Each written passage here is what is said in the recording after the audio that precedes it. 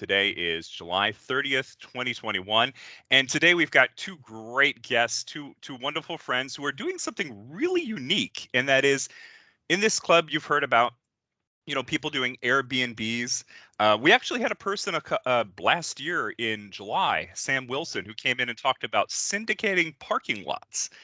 So not only can you syndicate, multifamily or commercial real estate, malls, dentist office, any sort of commercial properties, you can syndicate, anything that you can buy together, you can buy as a group. So today we're going to be talking about investing in vineyards.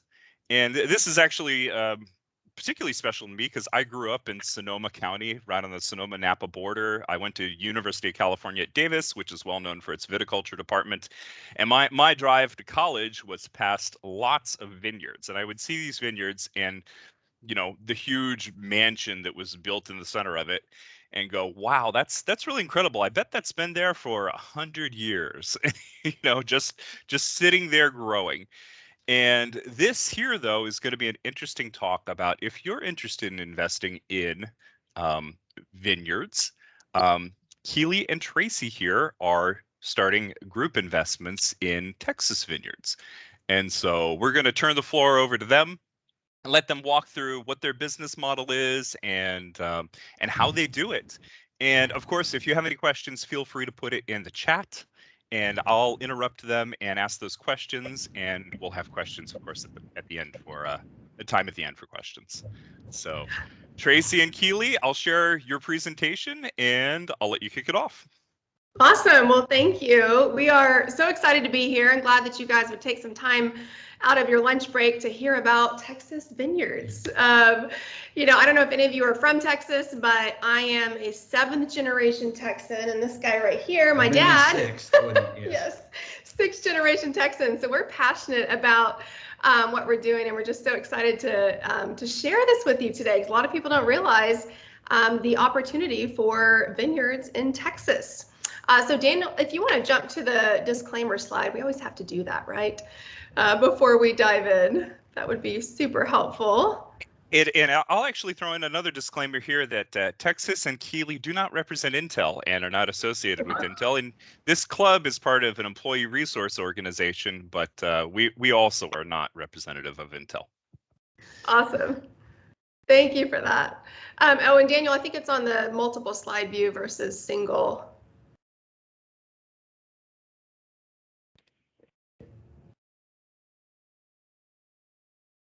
Give it just a second here.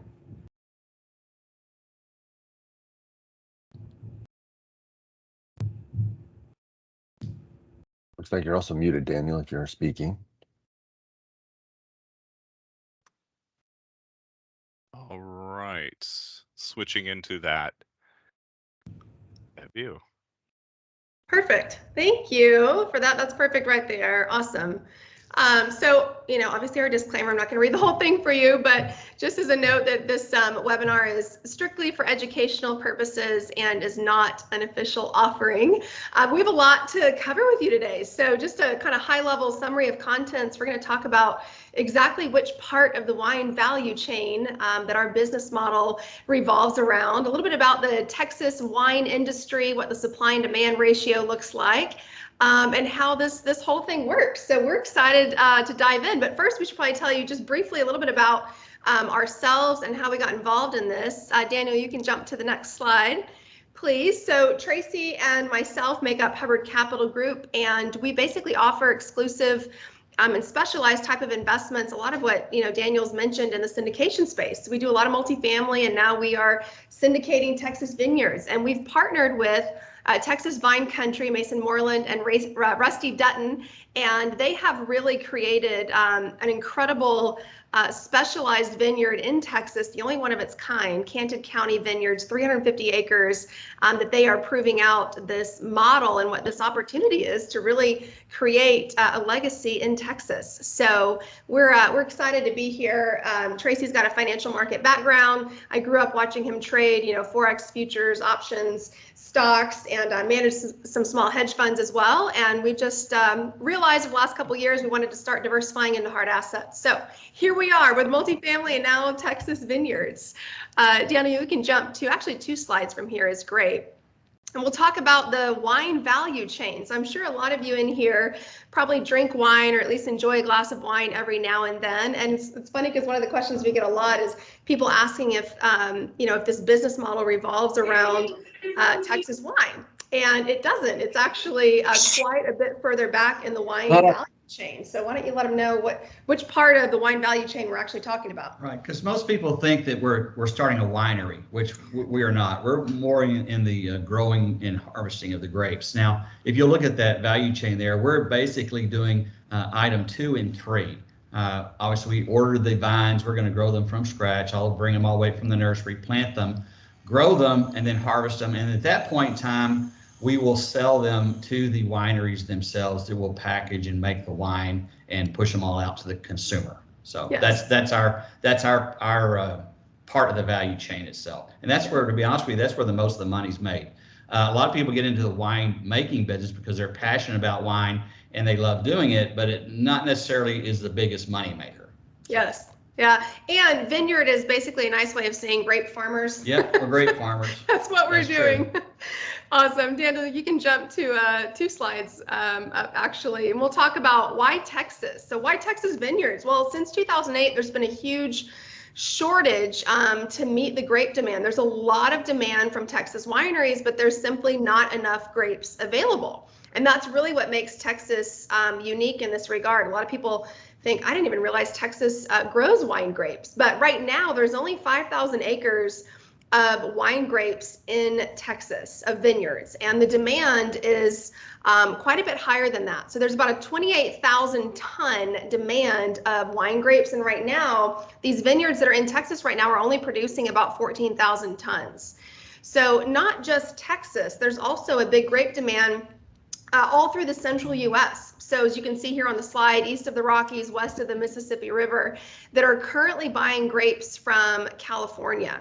And that's where the grapes are coming from to fill that gap in Texas as well. So a lot of these wineries are getting as many grapes as they can from Texas Vineyards, but to be able to supply the growing demand, they're having to go to California to get grapes. And so there's a huge opportunity there to fill that supply gap. Like Tracy mentioned, that's where the majority of the money is made in this wine value chain, is on the growing of the grapes and the harvesting of the grapes.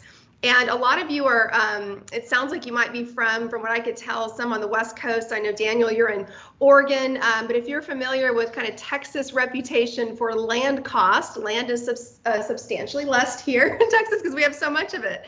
But if you're looking at raw land that you need, that has great water sources, ideal climate and soil, we're only looking at $2,500 per acre, and actually some land that we're looking at lately has been quite a bit lower than that, compared to $15,000 an acre in California. So that's why Texas. But let's take a look at some of the Texas wine stats, things that you may not be aware of about the Texas wine industry.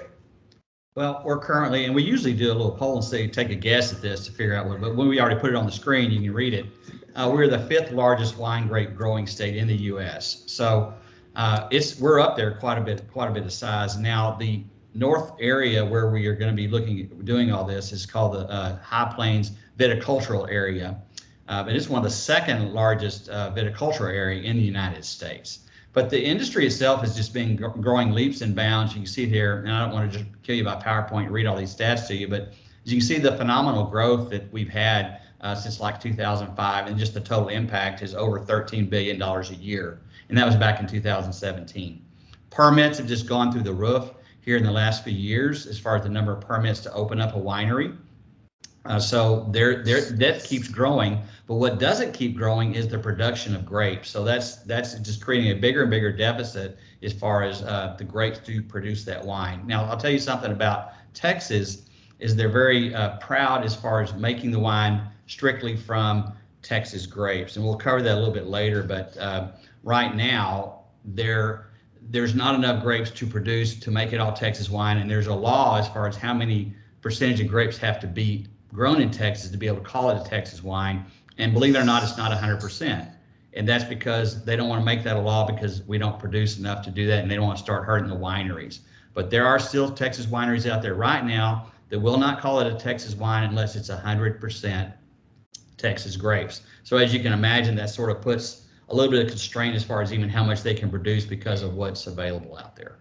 Yeah, and you see the stat right here of, there's been 394 winery permits in 2017. That number is up over 600 now as of 2021. So that's something that we track. And like Tracy mentioned, the growth, the demand of wine in Texas continues to grow while the supply of grapes just, that gap continues to widen. And something else that's unique about Texas is that 95% of our wines are sold in state. Like if you're out of Texas, you probably haven't seen a Texas wine. And there's a lot of wineries here in Texas that would love to take one of their wines national, but they simply can't do it because there's not enough of a grape supply. So that creates an incredible opportunity for this business model. Daniel, you can jump to the next slide. Like Tracy mentioned before, that right now under current law, 25% of juice, right, of grapes can come from out of state, and it can still legally be titled or labeled a Texas wine. Well, I don't know if any of you in here are from Texas, but Texans are kind of obnoxious about their pride in their state. And I think this might be one of the only states where that really bothers people, that it carries the stigma that it's not really Texas. And there's been a lot of wineries even and consumers that have pushed to change that law, but like he said, they won't do it until we have enough grapes to meet that demand. So we again have an incredible opportunity to be able to do that. If we look at the next slide here, you can actually see the stats like we mentioned before of what that deficit looks like. In Texas alone, there's a 14,000 ton deficit that is getting trucked in from California. And then in addition to that, all through the central US, there's a little over a 10,000 ton deficit. Now, it's a lot more expensive for Texas wineries and even wineries in other states all through the central US to bring their grapes in from California, because what a lot of people don't realize is you can't just take those grapes off the vine, put them in a truck, and then ship them to Texas. There's a lot of processes that have to happen before that to make sure that the juice doesn't start fermenting or rotting before it actually arrives here. Yeah. Fermentation starts as soon as it comes off the vine. The process starts whether you want it to or not. That's why it's imperative that you get it to the winery very quickly. Yes.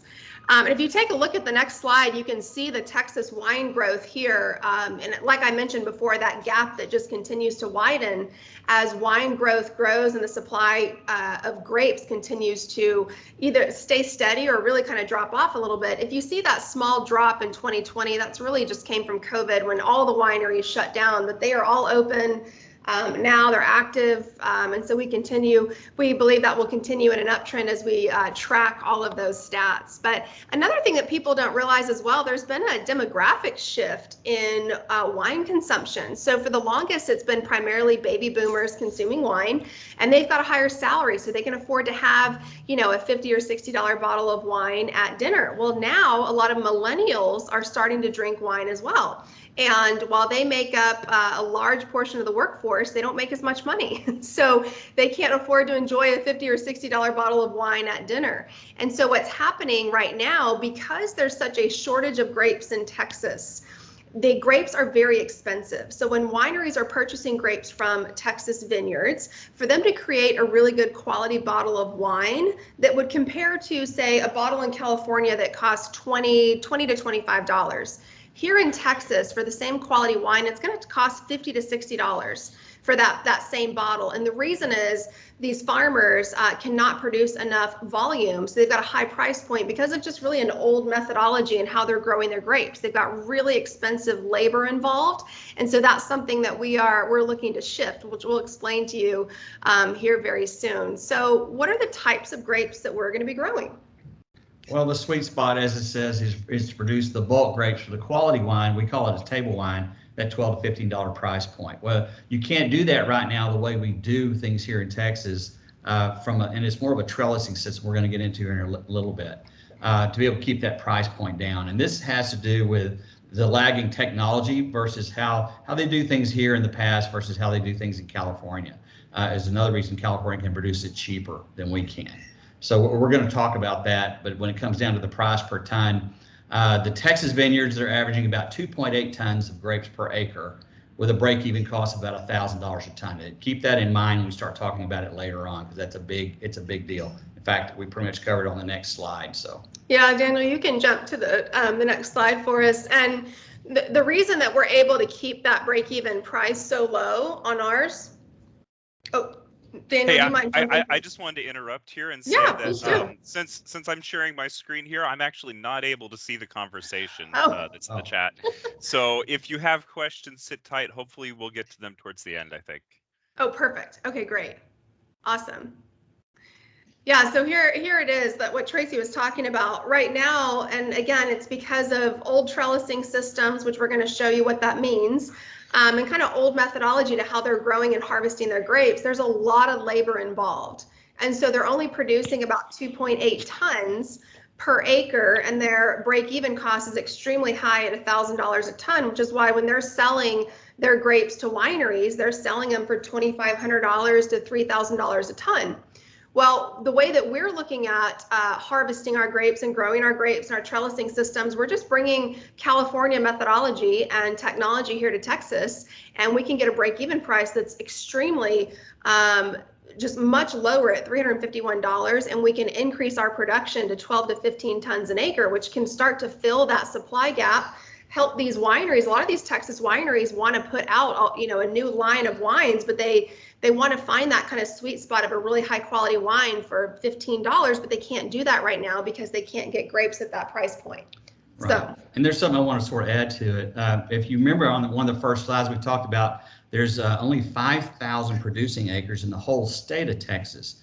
And what you got to understand also is the majority of those vineyards, I mean, that is made up of probably the majority of those vineyards are less than 50 acres per vineyard. So it's hard for them to do the mechanization that we're talking about doing to help keep our costs down, because everything they have to do is pretty much hand labor. So that's one of the biggest differences in what we're doing. So remember that going forward when we talked about mechanization, because we're getting ready to get into it here. yeah, and something else too that a lot of people don't realize is that vineyards are not an annual crop. It takes some time to get them the vineyard stood up. So let's take a look at vineyard development. What does that look like? Now, the other reason that a lot of people we talk to are interested in this business model is because even though it takes time to get to a full harvest, these vineyards can last 40, 50, 100 years. Right. They're really designed to stand the test of time, and it's a legacy play, which is why we named our company Texas Legacy Vines. But here's what it looks like. When you plant your Yeah, I'm not able to mute people since I'm sharing my screen. If somebody else could take up muting people that aren't currently talking, that would be wonderful. Awesome. And Keeley and Tracy, so what I'm hearing here, and maybe I'm abstracting this a little bit, but from a real estate perspective, whenever you're going in and buying real estate, and you need to put together a good business plan, and that applies, to vineyards, that applies to other types of properties as well. But just as a general rule for those of you out there investing in real estate, make sure that your real estate is going to be in demand, or you can create demand, and that's going to create a profitable real estate transaction. Yes, absolutely. You're spot on, Daniel. So if you take a look at this simple graphic here, you'll see that it basically takes 4 years to get to an 80% harvest. You're going to get your full harvest around the 5th year. And even those, years 1 through 3, we're not selling those grapes. We're throwing those out. After we do a lot of testing with consultants, and we've got viticulturists and biologists and all kinds of things that we're going to do to make sure that those grapes are what we need and what wineries are wanting. We do a lot of meetings with head winemakers as well, but we're going to throw those grapes out for the first 3 years. We're not going to sell them. And the reason for that is we're also going to keep production pretty low on the vines, even in the 4th year. We don't want them producing more than 3 to 4 tons per acre. We really turn it up at the 5th year and let them get to 12 to 15 tons because we want to build a really strong, healthy root. Yes, it's called establishing the good wood part of it. In other words, we want the plant to focus on putting on strength instead of producing fruit. So that's when we really get rid of the fruit in the 1st, 2nd, 3rd year. And you'll notice the last bullet point at the bottom says that, we can strategically start replanting. So around year 25, you're going to see yields start to decline, and we will strategically replant sections of the vineyard as we see those yields begin to decline.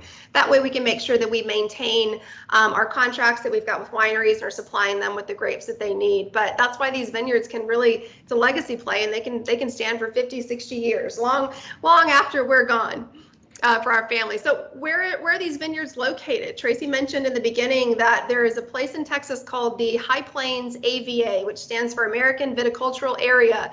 And a lot of people, when they think of Texas wine, they think of Fredericksburg, which you'll see over there is a little bit west of Austin. Now, a lot of people don't know that almost 75% of the grapes that create the wines in Fredericksburg come from the High Plains AVA, which is circled, and there's a purple star there. It's right outside of Lubbock, Texas. Yeah, and the reason we do that is because the climate is very similar to the Sonoma Valley area as far as the cool nights, hot days. It's perfect for the kind of weather you need for growing grapes. A lot of people don't understand also that the altitude up there is about 3,600 feet above sea level. So that's one of the, and people don't know, that's why they call it the High Plains. It's where they call the cap rock, where it starts, and it's called Llano Estacado, and that's where the High Plains starts. Yeah, so it's the ideal, I mean, out of every area in Texas, this is the perfect place to grow grapes. Even a lot of vineyards that are grapes that are grown in Fredericksburg, they're going to deal with, they're going to have to spray more. They have a lot more humidity issues there, but because it's super dry here, really flat, no trees, it's the ideal place. It's not as pretty as Sonoma or Napa Valley, but it's the ideal place for growing grapes in Texas. So that's our location for all the vineyards that we're going to be building out. If you take a look at the next slide, Texas Vine Country, which is our partner, Mason Moreland and Rusty Dutton, they currently own one of the largest vineyards in Texas, and they're the only vineyard that's operating like California, which high wire trellising and mechanization, which we'll explain what that means here in just a second. So let's take a look at like what makes us different than all of the other Texas vineyards out there. When we say we've got an edge in our business model and our strategy, well, here's what that looks like. So there's really four kind of core tenets of our philosophy. And our goal is to, produce high quality grapes, the highest responsible yield possible, and have the least amount of overhead, which is why it's such a great business model. So the first one is the way that the trellising is done. We're going to use high wire trellising compared to a lot of Texas farmers are currently using what's called vertical shoot, and we'll show you a graphic of what that looks like, but it's the single biggest reason that they're not able to produce more than 2.8 tons per acre. It's just because of the way their trellising is built. The second one is mechanization. So once these vines get stood up around the 4th and 5th year, it's only going to take two people, right, or man or woman, and our machines or big tractors that can run 320 acres. So we've got a lot less costs in there because we're mechanizing things. We've also got economies of scale when we're doing these in blocks of 320 acres because of just the business model in general. It allows us to purchase very expensive equipment. And then we're taking a scientific approach to fertility and management of the vineyards, which really allows us to control the supply and demand model. We can control exactly how much our vines put out. If we need to drop our production from 12 tons down to 8 tons, we can easily do that because of our approach to vineyard management. So let's look at first, when we say trellising, what do the old trellising methods look like and what are we doing that's different? So if you look at the purple box, it's called vertical shoot position. And the biggest challenge with this, it creates really pretty vineyards. They look like a pretty hedge, that are really tall and the vines grow up that trellising. But the challenge is it requires hand labor. It's virtually impossible to use a machine to go through there and prune and harvest. So you're talking 60 to 80 people on a 320 acre block to be able to prune and harvest. And one of the challenges it's kind of like grapes are like avocados. I don't know if y'all love avocados, but I feel like when you get avocados, they're on your counter and you're like, okay, it's not ripe yet. I'm not going to make my avocado toast. And then all of a sudden the next day, it's like, you better use it or it's going to go bad. That's right. Grapes are similar. Like when it's time to harvest, they need to be pulled off the vines as soon as possible. Or if there needs to be changes made to the canopy, for example, and cutting back some of the vines to allow more sunlight in, it needs to happen very quickly.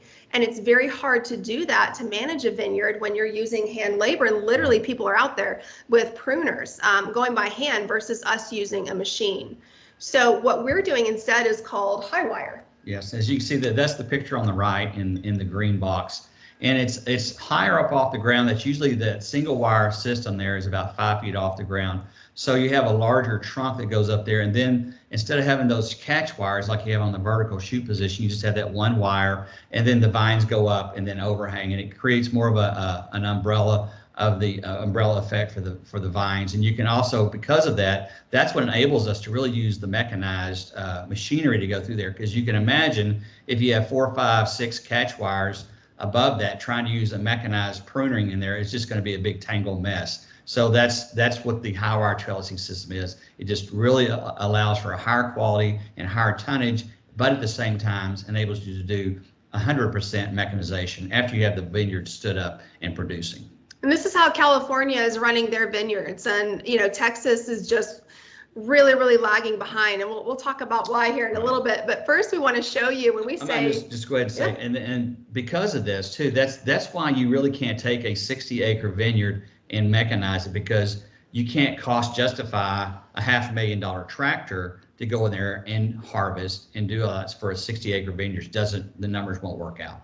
Yeah, so if we're buying expensive equipment, like Tracy mentioned, a $550,000 tractor is just one of them to run 320 acres. You want to see what it looks like? Because I think it's pretty cool. It actually looks like a transformer, but it's called a palanque. It comes over from France. And this tractor can do multiple tasks, but you'll see on the picture on the right hand corner on the bottom, what it's got built on there is a sprayer. So it can go through and spray multiple rows at a time with zinc, magnesium, whatever nutrients we need to get on the vines. And then you can easily pull those off and put in kind of these big buckets for harvesting. So it can go through and very quickly get those grapes off the ground, off the vine. And another thing that we learned, so we met with the head winemaker of one of the largest wineries in Texas. And one of the reasons that he loves our grapes already with, you know, the existing 350 acres that we've got is because our palanque, this tractor, machine harvester, really gets those grapes off the vine, and they're very clean. They don't have to go through a whole nother step or process to remove plant material. De-stemming and all that kind of, it pretty much comes out very clean. Yeah, so this tractor is the first one from France that made it to Texas, is at Cannon County Vineyards right now in the High Plains AVA. And we'll be purchasing one of these for every single block of vineyards that we build, which will be 320 acres. So we can go to the next slide, Daniel. And like we mentioned before, we have a huge advantage here. So you can see the palanque, how it's able to easily straddle that high wire row of vines and be able to harvest. And we're not having to deal with, 60 to 80 people out in the vineyards, and which is just high labor costs, and it cuts into your profits. And as Keeley mentioned earlier, when it's time to harvest, it's time to harvest, and you can't it's physically impossible to get it done that fast. No matter how many people you throw out there. I mean, I've gone back and looked at YouTube videos of people manually harvesting, and people are literally running up and down the rows because they're on a time schedule. Mm-hmm. And you work very closely with your wineries. They're coming out to the vineyard very consistently when it's getting close to harvest time, and they keep taking what they call bricks counts to see what the sugar content is, and they all say, okay, it's time. So that's when they pull the trigger and they say, let's go. And that sort of also brings up a point I wanted to mention. Most all the crops are also pre-sold. Your wineries contract out ahead of time for your production going in. So it's not like you're producing something and hoping you have a buyer for it. Most all this is already pre-sold before you even start that year's harvest. Yeah, a lot of the head winemakers at these Texas wineries love the idea of buying their grapes from Texas, because when they're buying from California, they don't get to see their product until it arrives on a truck, and it's already converted to juice. where they're able to come out to our vineyards. They're able to walk the vineyards with our, with Rusty, our director of vineyard development and management. They're able to talk through what type of varietals they need based on what their consumers are wanting. So there's a lot more synergies by being able to have their grapes, right down the road. They're not too far from them where they're actually going to be converting them into wine. So our operational plan, like we mentioned before, is we're going to do 320 acres for each vineyard block, and about 290 of those acres are actually plantable vineyards. So the other acreage in there is really, you've got room for the tractor to turn. They're called turn rows at the end, but enough room for our tractors to turn around and come back down the next row the opposite direction, plus just some kind of metal barn infrastructure for storage. Right. Okay, but yes, perfect. Thank you, Daniel. So as far as, we already mentioned this before, your primary inputs in a vineyard are sun, water, and nutrients. And we really are able to, the more that I learn about this, just from Rusty, who's been a farmer his entire life, and from several generations. Yes, several generations. And he actually spent, by the way, 3 years in California with Gallo and Constellation, which are the biggest wineries out there, studying what they do, which is how he brought this whole strategy here to Texas. He studied it for 3 years. And because he kept thinking, why are there so many trucks of juice coming in from California? Like, why can't Texas get it together and create our own grapes? And that's really where this comes from. And that's where his first 350 acre block of vineyards started. But we can really control and manage our vineyards by just a scientific approach. We can adjust the canopy. So the canopy is that kind of pretty just covering, all the leaves, the covering of leaves. If we need our grapes to get more sun to control the sugar content, we can use our machines to trim back the canopy to get them more sun. We've got an incredible irrigation management system in place, and all of our vineyards sit on top of the Ogallala Aquifer.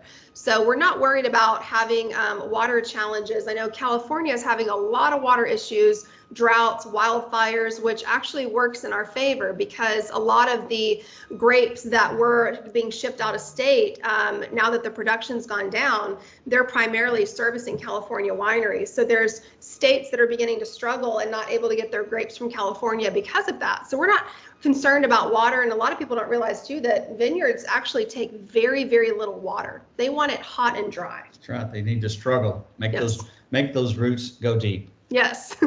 So let's talk about why has nobody done this in Texas? Because this is literally a blue ocean for us, where we don't have any competition. And one of the biggest issues is it's expensive. So there's a lot of, there's an aging population of farmers in Texas who have, they're also cotton farmers, which Lubbock in this area is a huge cotton production. 75% of the, it's 25. 25% of the world's cotton is produced right there in that area. So a lot of these cotton farmers also have vineyards in addition to that. And because they built their vineyards early on with that vertical shoot position type of trellising, for them to be able to convert it over to high wire and be able to afford the equipment to mechanize the vineyards, they would have to go from 60 acres to bare minimum 320 acres. And to build out, a 320 acre of this with this business model, it takes about $6 million is the project total. So for a lot of them, it's just not something that they're interested in doing. They've kind of done things a certain way for their whole life, but there's still a market, for their kind of premium grapes that are selling at 3,000 or more per ton. There's still some premium wines out there. It's just not the market that we want to tackle, because the biggest opportunity is for those lower price point grapes that are still a great quality, so we can create that kind of table wine that Tracy mentioned early on. So the biggest issue here is the cost to put up a vineyard of this size. So we've got, we have a huge edge here, which we're really excited about that. So how do you make money on a vineyard? Well, you got to sell the grapes. So let's talk about what selling the grapes looks like. For the past over a decade, thanks for that, Daniel. You can jump to the next slide so we can take a look at that chart there. So as you can see, for more than a decade, grape pricing in Texas per ton has been above that $1,400 price point, which is that purple line right in the middle. And it's actually kind of since 2012 been closer, kind of between $1,600 to $1,800 per ton. So all of our underwriting and our business model, we've based all of our returns, all of our profits are based on that $1,400 per ton, because we know that it has been well above that for more than a decade. So we're very confident in that price point. As far as selling our grapes, we've got tons of relationships in the industry, and like Tracy mentioned before, these grapes are sold well in advance of even them being grown. We've actually been contacted from a winery that's in Washington that's wanting to move to Texas, and they heard about what we're doing, and they're already wanting to talk about getting their grape supply from us. So there's a huge demand, and the word's starting to spread, but a lot of excitement around this and what we're doing. So all of this sounds great, right? But I'm sure in your mind you're thinking, yeah, but what about what about all the things like weather, and what about bugs? And so let's talk risk mitigation and what we've done and what that plan looks like. So you've really got three kind of factors. Daniel, if you don't mind jumping 2 slides, there you go. Perfect. And just as a time check, yes. We're at 12 or 40 minutes after the hour, and so there's 20 minutes left. Perfect. Yeah, we'll be done here soon so we can make sure we answer questions. You've really got 3 kind of major risk factors with vineyards. You've got weather, you've got disease, and you have insects. One thing that a lot of people don't realize about farming is insurance, crop insurance. And while we can't say that we have a guaranteed income, we are paying substantial premiums to make sure that our income is locked in for our vineyards. So our premiums are going to range from $50,000 a year in the early years of the vineyard to $600,000 a year for insurance premiums once we've got a full harvest. Because what we want to make sure is if something crazy disastrous happened, wiped out the entire vineyard, that our income is locked in and we've got enough money to replant and get those vineyards stood up again. There's really not a whole lot of risk in terms of like fire. It's extremely flat out in this area. There's virtually no trees. So there's really no grass fires that happen either. The extreme heat actually helps our grapes. So that's not something that we've been too concerned about. You do get a lot of hail in this area, but because we have such a large canopy, it's kind of like an umbrella shaped canopy, it really protects the grapes, and the likelihood of a hailstorm wiping out an entire vineyard is unheard of. So if we were to have maybe 20 acres that were damaged, we've got insurance to cover that. But we really make sure that we've locked in our income and are hedged against any of these potential risks out there. So we're lucky in that regard. And then the next one would be disease. Well, some of those 2 diseases that you're talking about, fungal disease and Pierce's disease, those are pretty much not a big issue up there in the high plains. And number one, because of humidity, is not as much humidity up there. And the Pierce's disease is pretty much non-existent because of the low temperatures we have in the wintertime.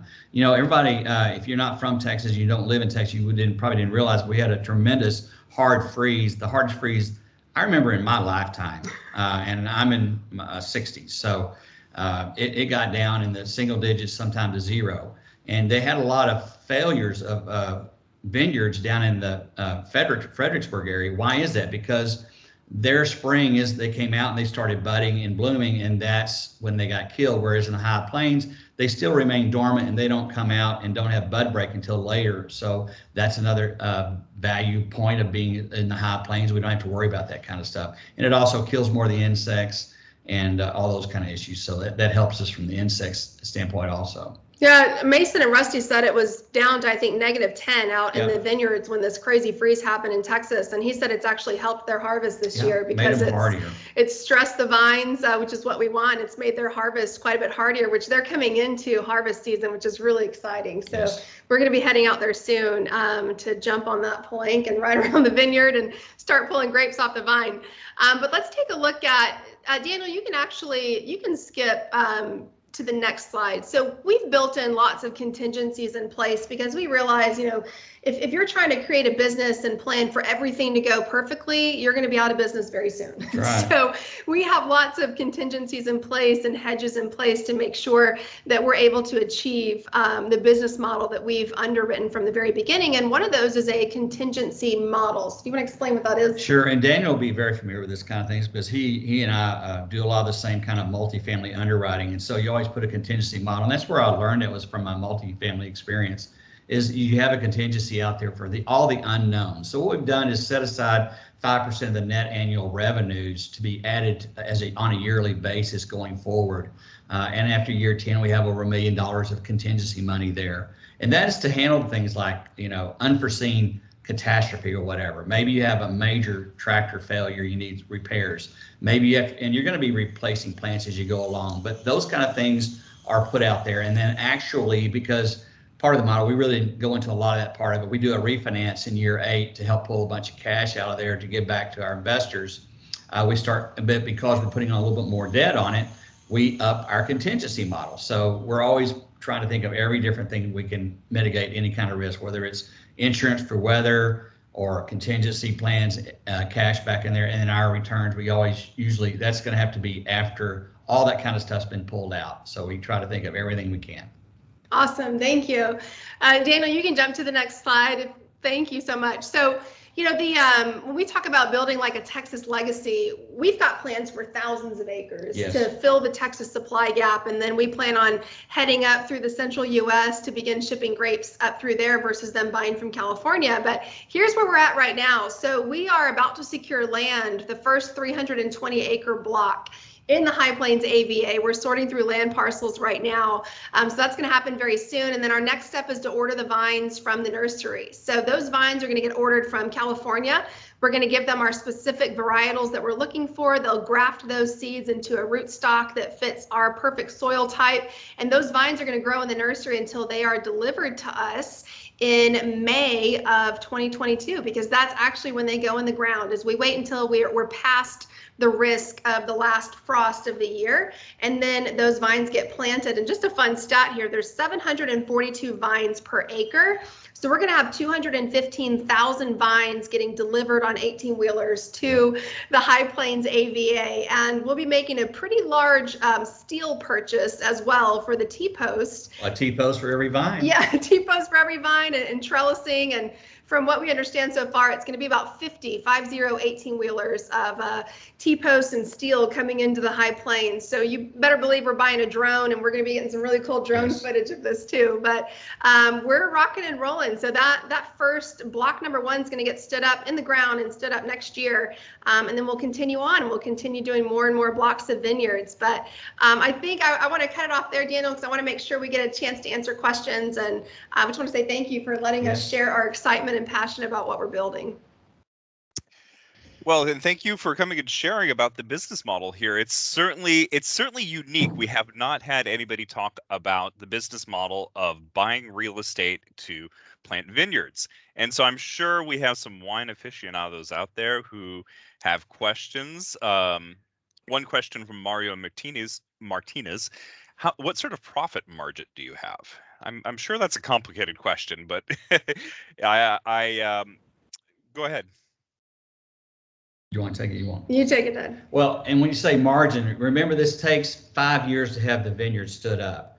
After the 5th year, then you start really having about it, and the margin are going to be right around 45% returns. That's cash on cash. But remember, that's after you've burned 4 years of cash. So you can't look at it on just like a 1-year basis after the vineyard stood up. That's why it's a longer time frame. On our normal investor presentations, we use a 10-year model on there.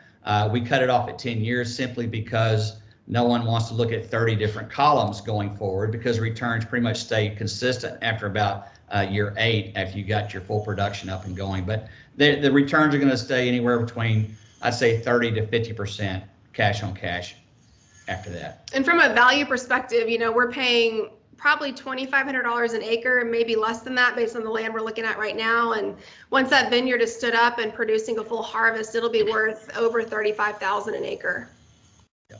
All right. We don't have any more questions in the chat right now, unless people want to start dropping them in. We could also open up the audio if people want to unmute themselves and ask a question. Love the passion and excitement. Privet says, can you, we share contact information for all of our guest speakers. And in fact, if you don't know where that is, go to the SharePoint. We have a real estate investment education club SharePoint site with all of our previous guest speakers.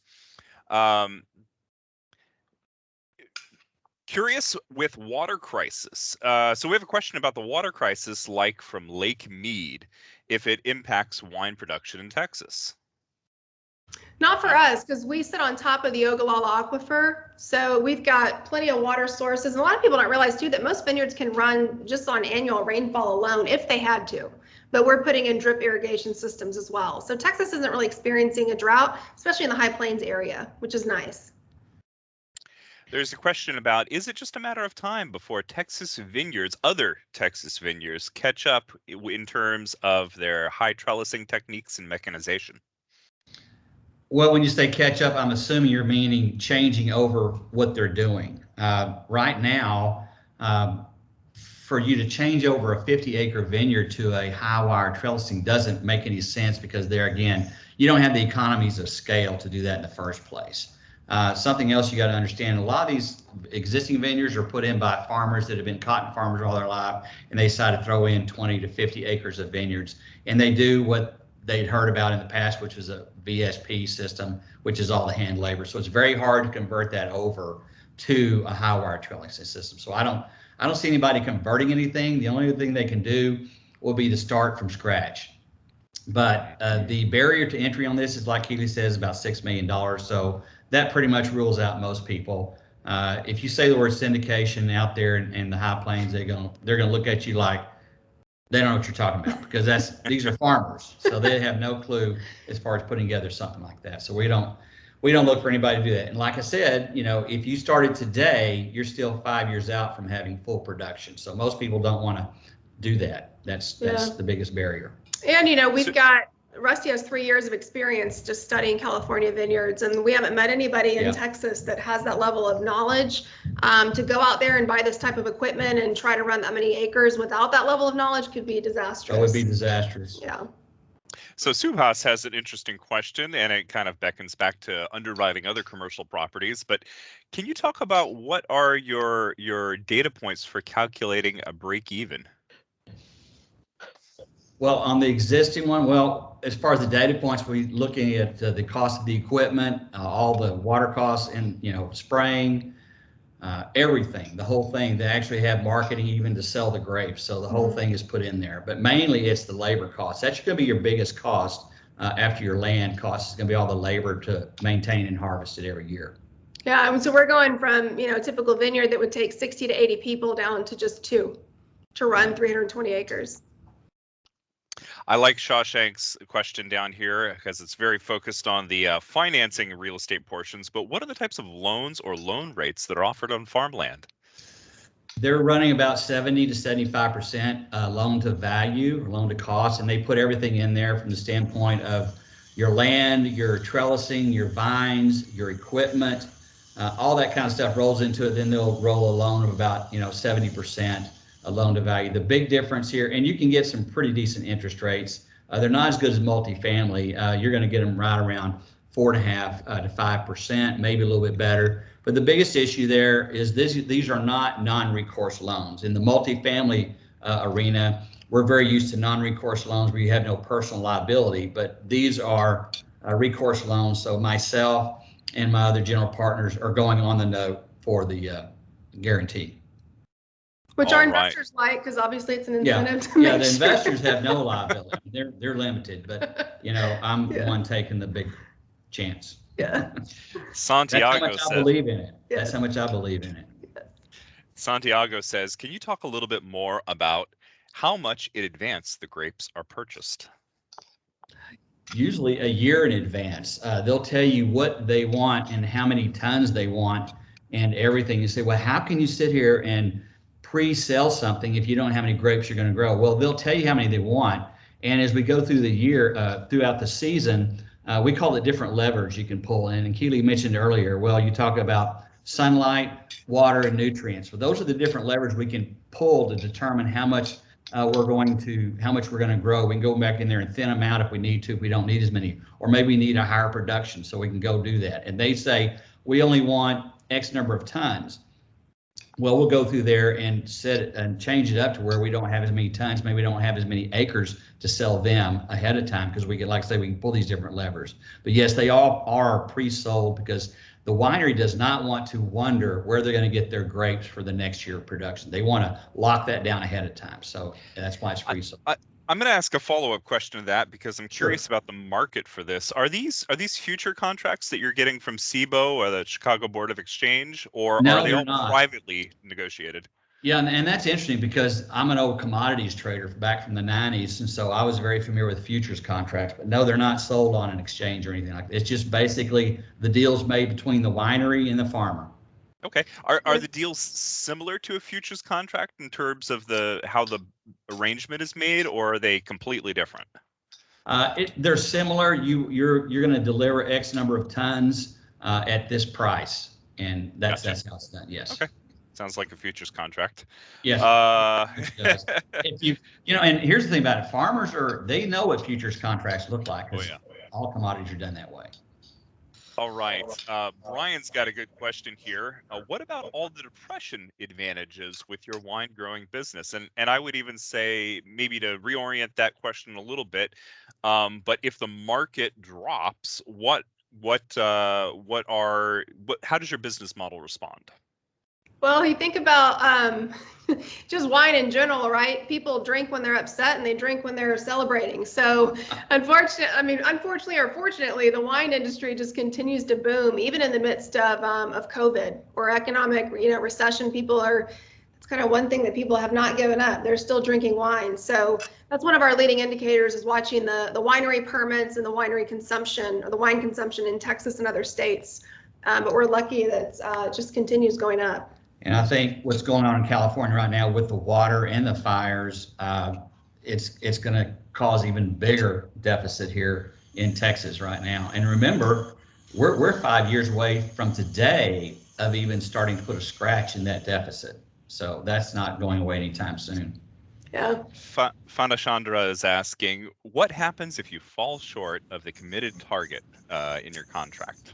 That's where our contingencies come into place and our very conservative underwriting on Tracy and Mason's part. So in our underwriting, we have put 12 tons an acre is what we based our business model on, but we've brought out many consultants and experts and viticulturists from California and from Texas, and they've taken a look at our model. They've taken a look at the soil. They'll come out and dig soil pits on the land that we're about to acquire. And what they've told us so far is that these vines we could push to 20 tons an acre if we needed to. So 12 is being extremely conservative. So we really don't have a concern about not being able to produce the tonnage. We've also spreading out our risk by, putting these blocks in different areas of the AVA, some in different counties. So they're not all going to be together. We may have 320 acre block that's, 5 or 6 miles away from another 320 acre block, which helps to hedge our risk there too. And we've got time for maybe one more question. And then Keeley and Tracy, could you share your contact information for anybody that just wants to reach out to you? Yeah, absolutely. So I'll put our website in the chat. It's just hubbardcapitalgroup.com. And then my email is in there as well. And if you get a hold of me, you can get a hold of him, because I see him, I don't know, once a day at least. Yes. All right. And Shawshank is asking, does advanced sell of crops include both the first and the second crop? No, they do not. Okay. That was easy. Well, yeah, there is really not a crop first and second year. So. Yeah. All right. Well, Tracy and Keeley, thank you so much for coming in and sharing about how you're, taking a model which has been proven in one area and purchasing land in another area and making those economies of scale by moving the technology over.